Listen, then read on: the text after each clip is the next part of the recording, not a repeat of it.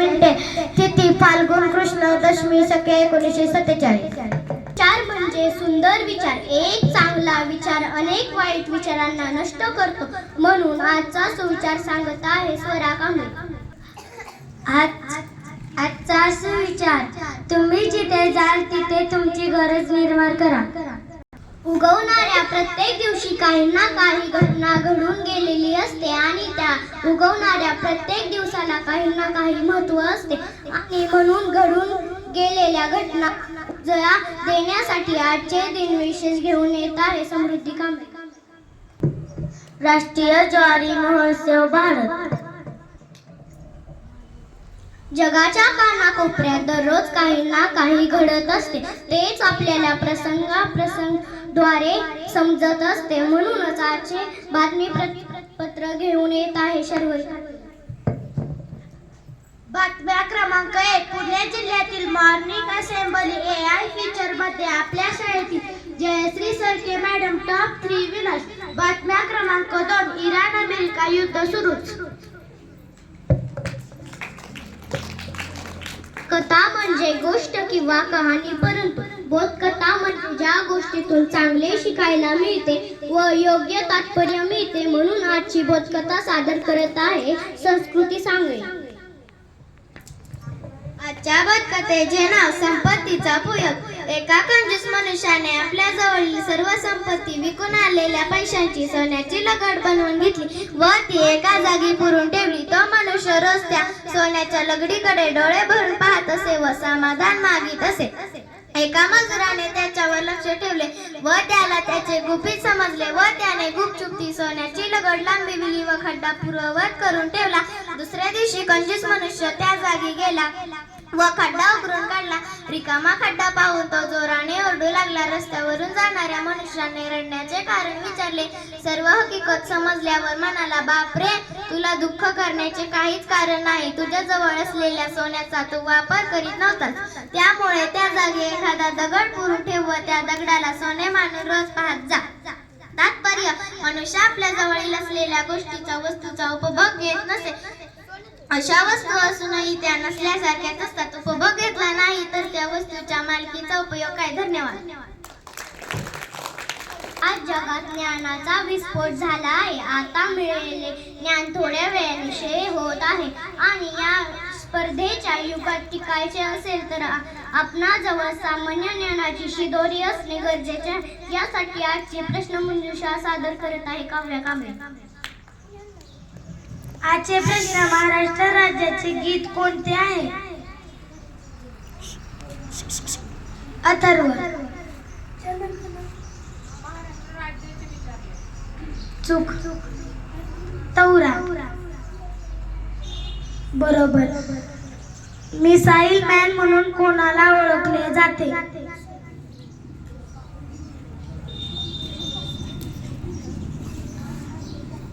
उत्तर आहे doctor APJ Abdul Kalam. Maharashtra राज्याची स्थापना केव्हा झाली. स्वरा. बरोबर. उत्तर आहे 1 मे 1960. भारताचे राष्ट्रीय फूल कोणते आहे. स्वरा. बरोबर. सूर्यमालेतील सर्वात मोठा ग्रह कोणता. शिवांश. सूर्य. चूक. स्वरा. चूक. रिया. बरोबर.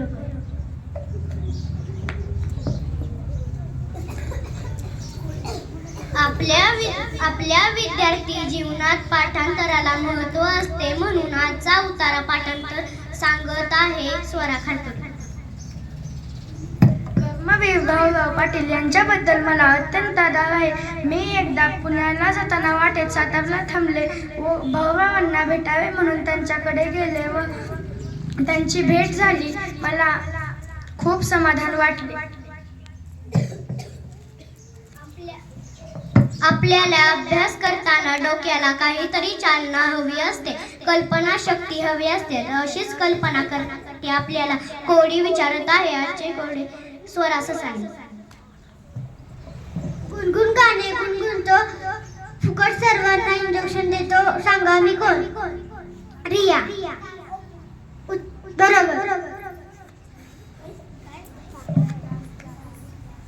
इंग्रजी ही सर्वात बोलली जाणारी आंतरराष्ट्रीय भाषा आहे. तिचा पाया मजबूत करण्यासाठी इंग्रजी शब्दांचा साठा असणे महत्त्वाचे आहे. म्हणून आम्ही सर्वजण चे शब्द सादर करत आहोत. APPLE ऍपल म्हणजे सफरचंद.